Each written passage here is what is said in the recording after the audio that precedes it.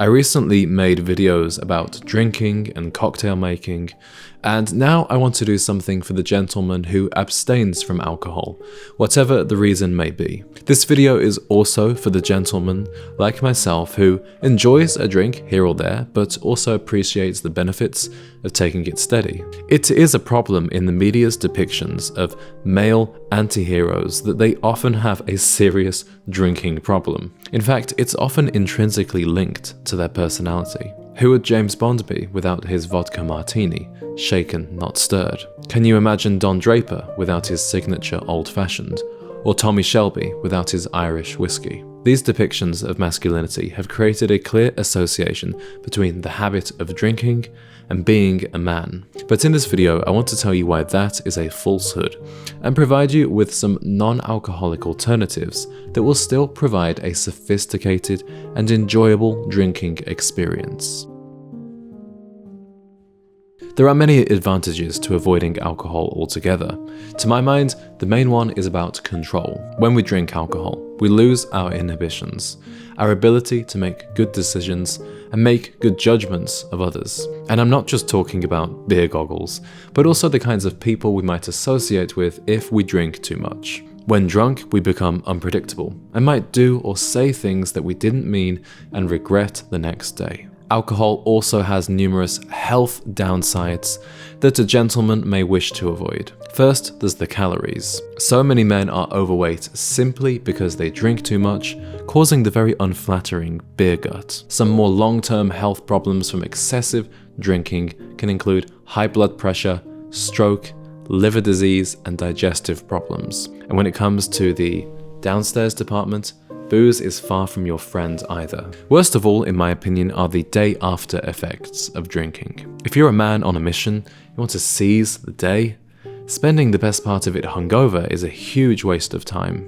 And of course, drinking is a very expensive habit. Just 5 drinks a week at $10 a drink adds up to $2,600 every year. And we all know how easy it is to rack up a bar tab that goes into hundreds of dollars on a big night out. Or worst of all, check your bank balance the next day and look in horror as you realize how much you spent. However, there are also disadvantages to being teetotal. Drinking is a huge part of almost every culture that's linked to socializing, bonding, and celebration.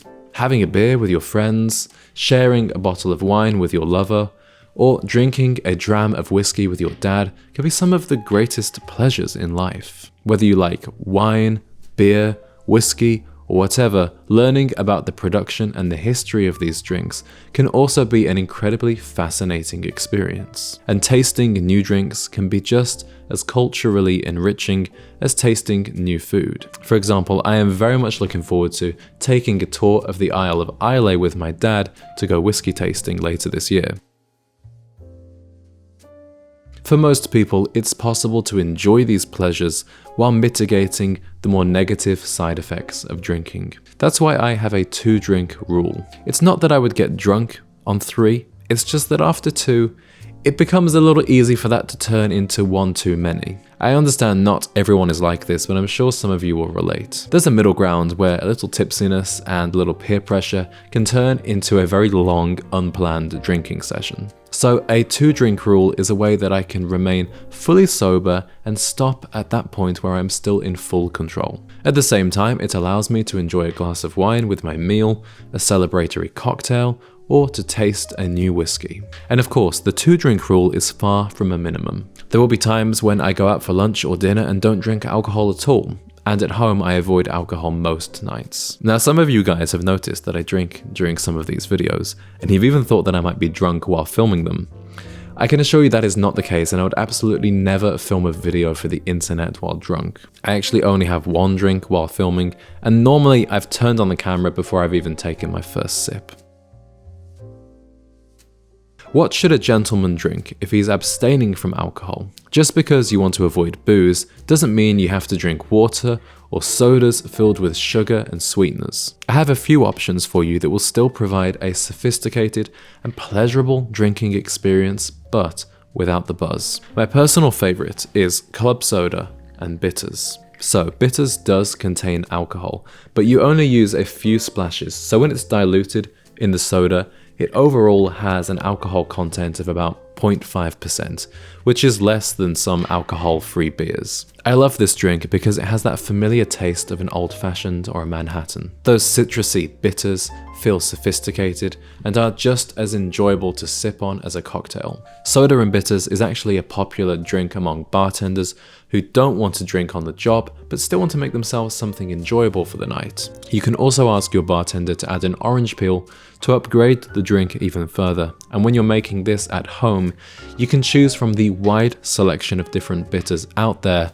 Right now I am drinking club soda with Turkish tobacco bitters, and this is quite possibly the only non-alcoholic drink that looks so interesting that people will still ask you what it is. Another good non-alcoholic option is the Arnold Palmer. It sounds like a real cocktail, but in reality, it's just half iced tea and half lemonade. Named after the famous golfer, the Arnold Palmer is a refreshing drink that goes down perfectly on a summer's day, and I particularly like to drink this at lunchtime. The name Arnold Palmer is mostly used in the US, but you could just ask for half iced tea, half lemonade in Europe or the UK. Now, if you ever find yourself at a bar that doesn't have bitters, I recommend trying club soda and lime. It has that same bitter adult taste that's enjoyable to sip on. Or go for sparkling water with ice and lemon.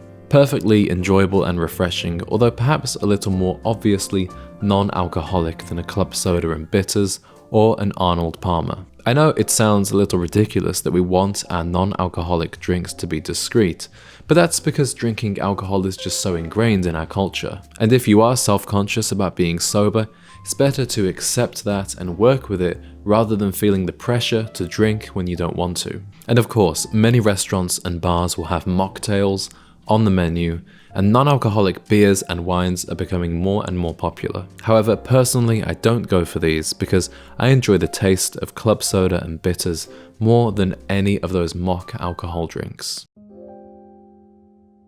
A lot of people worry that if they don't drink, they will be seen as a buzzkill or boring.